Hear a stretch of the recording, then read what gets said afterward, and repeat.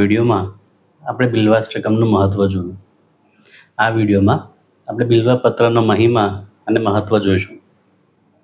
આમ તો શિવભક્ત ઓછું વધતું બિલ્વવૃક્ષનો મહિમા જાણતો જ હોય છે. આજે આપણે ઊંડાણમાં ચર્ચા કરશું કે બિલ્વવૃક્ષ, બિલ્વપત્ર ભગવાનને કેટલું પ્રિય છે. જય મહાદેવ. હું છું ડૉક્ટર જય પંડ્યા અને આપ જોઈ રહ્યા છો મારી સાથે મારી ચેનલ જય સનાતન વાણી. એવું કહેવાયું છે કે બિલ્વવૃક્ષ પોતે જ મહાદેવનું સ્વરૂપ છે. દરેક દેવતા બિલ્વવૃક્ષની સ્તુતિ કરતા જ હોય છે. આ 3 લોકમાં જેટલા પણ તીર્થ છે એ બિલ્વવૃક્ષના મૂળમાં વસવાટ કરે છે. એટલે જે પણ બિલ્વવૃક્ષના મૂળ પાસે અવિનાશી મહાદેવનું પૂજન કરે છે એ શિવપદને અવશ્યથી પ્રાપ્ત કરે છે. જે પણ મહાદેવનો ભક્ત બિલ્વવૃક્ષના જળ પાસે પોતાના મસ્તક પર જળનું સિંચન કરે છે એને તીર્થમાં સ્નાન કરવાનું ફળ મળે છે. જે પણ વ્યક્તિ બિલ્વના મૂળ પાસે ગંધ, પુષ્પ વગેરે ધરાવે છે, અર્પણ કરે છે, તે આલોકમાં તો સુખ, શાંતિ, સંપત્તિ, સંતતિ મેળવે જ છે, પણ મૃત્યુ બાદ પણ શિવલોકને પ્રાપ્ત કરે છે. જે પણ ભક્ત બિલ્વવૃક્ષના થાળામાં કાયમ પાણી ભરી રાખે છે અથવા રોજ જળ સિંચે છે એ જોઈ મહાદેવને ખૂબ સંતુષ્ટિ થાય છે. એટલે મહાદેવની કૃપા એવા ભક્ત પર કાયમ ઉતરે છે. જે પણ ભક્ત બિલ્વવૃક્ષ પાસે દીવો પ્રગટાવી રાખે છે, દીપક પ્રાગટ્ય કરે છે, તેવા ભક્તોને તત્વજ્ઞાનની પ્રાપ્તિ થાય છે અને અંતે મહેશ્વરમાં ભળી જાય છે. જે પણ શિવભક્ત બિલ્વવૃક્ષના નવા પાંદડા તોડી એ જ બિલ્વવૃક્ષને ચઢાવે છે તે સર્વ પાપમાંથી મુક્ત થાય છે. જે પણ ભક્ત બીજા કોઈ મહાદેવના ભક્ત અથવા બ્રાહ્મણને બિલ્વવૃક્ષ નીચે જો ભોજન કરાવે તો 1 કરોડ ગણું પુણ્ય મળે છે. કોઈ પણ બ્રાહ્મણ અથવા ભક્તને જો ખાસ કરીને ઘી અને ખીરનું ભોજન કરાવે તો જે ભોજન કરાવનાર છે તે કદી પણ દરિદ્ર થતો નથી. બિલ્વવૃક્ષના પ્રાગટ્યની ઘણી કથાઓ આપણા સાહિત્યમાં છે. સૌપ્રથમ કથા એવું કહે છે કે એક વખતે એક કાળે માં પાર્વતી એક બગીચામાં ફરતા હતા. ત્યાં એમને એક વિશાળ પરસેવાનું બંદૂક ઉપસી આવ્યું. એ જે પરસેવાનું બિંદુ હતું તે જમીન પર પડ્યું અને એમાંથી બિલ્વવૃક્ષ ઉત્પન્ન થયું. ઘણા સમય પછી જ્યારે મા અને એમની સખી જયા એ જ બગીચામાં ફરતા હોય છે તો માનું આકર્ષણ થાય છે વૃક્ષ પ્રત્યે. એમની સખી જયા એવું કહે છે કે આ તમારા પરસેવા બિંદુમાંથી જ ઉત્પન્ન થયેલું વૃક્ષ છે.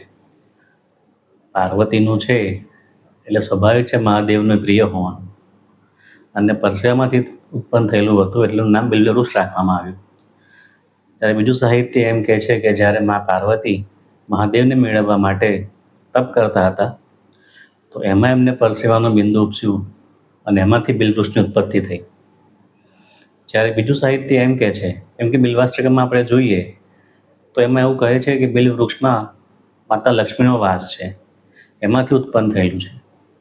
તો એની પણ એવી કથા છે કે એકવાર મા લક્ષ્મીને એવું થયું કે મારે મહાદેવ પ્રત્યેની ભક્તિમાં તપ કરવું જોઈએ, એવું કંઈ કરવું કે મહાદેવ પ્રસન્ન થાય. આપણે આમ જોઈએ તો મહાદેવના પ્રથમ 2 ભક્ત કયા છે? તો એ છે વિષ્ણુ અને બ્રહ્મા. પણ સાથે સાથે મા લક્ષ્મી અને સરસ્વતી પણ મહાન ભક્તોમાંથી છે. એટલે મા લક્ષ્મીનો એવો વિચાર આવ્યો કે મારે એવું કંઈ કરવું છે કે મારા મહાદેવ પ્રસન્ન થાય. એટલે એમણે તપ આરંભ કર્યું. મા લક્ષ્મીએ જંગલમાં તપ કર્યું, અન્ન જળનો ત્યાગ કર્યો, ફક્ત મહાદેવમાં લીન, અને એમના તપોબળથી બિલ્વવૃક્ષ ઉત્પન્ન થયો. ઘણા વર્ષો થયા પણ મહાદેવ પ્રસન્ન થયા નહીં. એટલે એમણે એવું વિચાર્યું કે અંગ ત્યાગ કરું મારા મહાદેવ માટે. ત્યારે મહાદેવજી આવે છે, સાક્ષાત દર્શન આપે છે અને મા લક્ષ્મીને એવું કહે છે કે આજથી તમે ખાલી હવે લક્ષ્મી નહીં પણ મહાલક્ષ્મી તરીકે ઓળખાશો. અને આજે તમારા તપોબળથી બિલ્વવૃક્ષ ઉત્પન્ન થયું છે એ મને ખૂબ ખૂબ પ્રિય હશે, કારણ કે તપનું પ્રતીક છે. અને જે પણ ભક્ત આ બિલ્વવૃક્ષનું જે પાંદડું છે એ મારા લિંગ ઉપર ચડાવશે તો હું ખૂબ પ્રસન્ન થઈશ અને મારી કૃપા એના પર થશે. ત્યારે મા લક્ષ્મી કહે છે કે પ્રભુ, ફક્ત તમારી કૃપા નહીં, પણ જે પણ ભક્ત આ બિલ્વપત્રનું પાન તમને અર્પણ કરશે એના ઉપર મારી પણ કૃપા રહેશે. એટલે બિલી ચડાવવાનો મહિમા નિત્ય તો છે જ, પણ સોમવારે મહાશિવરાત્રિના દિવસે અને શ્રાવણ માસમાં એનો મહિમા ખૂબ વધી જાય છે. એટલે જે પણ શિવભક્ત ભગવાનના લિંગ ઉપર બિલ્વવૃક્ષને અર્પણ કરે છે, બિલ્વપત્રને અર્પણ કરે છે, તે કદી દરિદ્ર રહેતો નથી, કારણ કે તેના ઉપર મહાદેવ તથા મહાલક્ષ્મીની કૃપા પ્રાપ્ત થાય છે. બીજું સાહિત્ય એવું કહે છે કે પણ મહાલક્ષ્મીને એવો વિચાર આવ્યો કે હું એવું કોઈ રૂપ ધારણ કરું કે જેના કારણે હું મારા મહાદેવને સમર્પિત થઈ શકું, મારા ભગવાનને સમર્પિત થઈ શકું. આ પવિત્ર ભાવ ખૂબ પ્રબળ હતો, એટલે એમણે મહાદેવનું તપ કર્યું. ત્યારે મહાદેવ પ્રસન્ન થઈને એવું કહે છે, એવું વરદાન આપે છે મહાલક્ષ્મીને કે તમે પૃથ્વી પર વસવાટ કરો અને તમારું રૂપ બિલ્વવૃક્ષનું હોય. એટલે મહાલક્ષ્મી બિલ્વરૂપ ધારણ કરે છે, બિલ્વવૃક્ષનું રૂપ ધારણ કરે છે અને જમીન ઉપર વસવાટ કરે છે. અને મહાદેવ એવું પણ કહે છે કે આ બિલ્વવૃક્ષ જે છે એ મને ખૂબ પ્રિય રહેશે અને જે પાંદડા છે એ હું સ્વીકારીશ. એટલે જે ભક્ત નિત્ય બિલ્વપત્ર ભગવાન શિવને અર્પણ કરે છે, ચાહે લિંગ ઉપર કે પ્રતિમા ઉપર, તે કદી પણ દરિદ્ર રહેતો નથી. એવું કહેવાય છે કે બિલ્વવૃક્ષના મૂળમાં બ્રહ્માજીનો વાસ છે, જળમાં વિષ્ણુ ભગવાનનું અને અગ્રતા એટલે ઉપરના ભાગમાં ભગવાન શિવ વસે છે. આમ ત્રણેય દેવ બિલ્વવૃક્ષમાં સમાય છે. જ્યારે બીજું સાહિત્ય એમ કહે છે કે મૂળમાં જે છે તે ભગવાન શિવ અને પાર્વતીનો વાસ છે.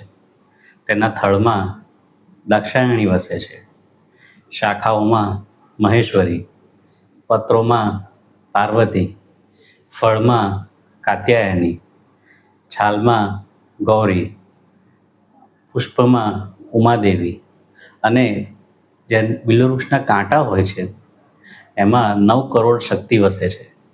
મહાપુરાણમાં લેખિત છે કે જે પણ ભક્ત બિલ્વપત્રને મસ્તક પર મૂકે છે એને કદી પણ યમનો ભય રહેતો નથી. બિલ્વના જે પાન છે, જે પાંદડા છે, એને ત્રિદલ પણ કહેવાય છે. એટલે નિત્ય બિલ્વાષ્ટકમનો પાઠ કરતાં કરતાં શિવલિંગ પર બિલીપત્ર ચડાવવું ઉત્તમ ગણાય છે. પણ જો બિલ્વાષ્ટકમ કંઠસ્થ ન હોય તો પંચાક્ષર મંત્ર ઓમ નમઃ શિવાયથી પણ લિંગનું પૂજન થઈ શકે છે. એવું કહેવાય છે કે બિલ્વપત્રનો ઉપયોગ પૂજામાં પણ થઈ શકે છે. બિલીપત્રનું ફળ જે છે તે ઔષધિ તરીકે પણ વપરાઈ શકે છે. બિલીપત્રનું ફળ યજ્ઞમાં પણ હોમી શકાય છે, કારણ કે તે અત્યંત પવિત્ર અને મંગળ છે. બિલ્વવૃક્ષનું ફળ ગુણકારી છે. એવું કથાઓમાં કહે છે કે જ્યારે નરસિંહ ભગવાને એટલે વિષ્ણુ ભગવાને નરસિંહ અવતારમાં હિરણ્યકશ્યપુનું વધ કર્યું, ત્યારબાદ એમને અત્યંત પીડા, એમના જે નખ હતા તેમાં અત્યંત પીડા થવા માંડી. મહાલક્ષ્મીએ બિલ્વપત્રનો, બિલના થડનો લેપ તૈયાર કરી નરસિંહ ભગવાનના નખમાં મૂક્યો અને એમની પીડા તરત જ હરાઈ ગઈ. એટલે આમ જોવા જઈએ તો બિલ્વવૃક્ષ મહાદેવનું જ રૂપ છે. એટલે સર્વ દુઃખ, સર્વ પાપ સ્વાભાવિક છે કે હરી લે. હવે જ્યારે પણ આપણે બિલ્વપત્ર ભગવાનને ચડાવીએ તે વસ્તુનું ધ્યાન રાખવું કે બિલ્વપત્ર ચોખ્ખું, સ્વચ્છ અને ઓછામાં ઓછું 3 પાંદડાવાળું હોવું જોઈએ. જો એનાથી ઓછા પાંદડા હોય તો ભગવાનને ચડાવવું નહીં. કીડાયુક્ત હોય, જમીન પર પડેલું હોય અથવા રાત્રે તોડેલા બિલ્વપત્ર હોય તે ભગવાનને ચડાવવા નહીં. બિલ્વપત્રનો ચીકણો ભાગ હોય છે તે ભગવાન તરફ રાખવાનો હોય છે. અને જેમ મેં કહ્યું તેમ બિલ્વાષ્ટકમ અથવા પંચાક્ષર મંત્રના પાઠ કરતાં કરતાં ભગવાનને અર્પણ કરવું. બીજી વસ્તુનું એક ખાસ ધ્યાન રાખવું કે બિલ્વપત્ર તોડતા પહેલાં એનું સિંચન કરવું જરૂરી છે. બને ત્યાં સુધી શિવાલયની આસપાસના પાંદડા અથવા જે પુષ્પના ઝાડ હોય એમાંથી પુષ્પ અને બિલ્વપત્ર વગર સિંચને તોડવા નહીં. તમે એ વૃક્ષને મોટું કરો રોજ જળ સિંચો, એની કાળજી લો. ત્યારબાદ જ બિલ્વપત્ર એ વૃક્ષ પરથી તોડી શકાય છે. ચાકરી કર્યા વગર, કદર કર્યા વગર, સેવા કર્યા વગર બિલ્વ વૃક્ષમાંથી પાંદડા તોડવા નહીં, નહીં તો એનો દોષ ચડે છે. બિલ્વપત્રના જે 3 પાંદડા છે એ ત્રિદેવોનું પ્રતીક છે: બ્રહ્મા, વિષ્ણુ અને મહેશ. ત્રિદેવીઓનું પણ પ્રતીક છે: માં સરસ્વતી, માં લક્ષ્મી અને માં મહેશ્વરી. તથા જે 3 ગુણ છે, સત્વ, રજસ અને તમસ, તેનું પ્રતીક છે. તથા સમય ચક્ર, ભવિષ્ય, ભૂત અને વર્તમાન, એનું પણ પ્રતીક આ 3 પાંદડા છે. સૃષ્ટિનું સંપૂર્ણ તત્વ જોઈએ તો બિલ્વ વૃક્ષમાં સમાયેલું છે. આ જે મહિમા છે તે સંક્ષિપ્તમાં મેં સમજાવ્યો છે. બાકી જ્ઞાની જો વર્ષો સુધી બિલ્વ વૃક્ષના મહિમાનું વર્ણન કરે તો પણ પૂરું થાય એમ નથી.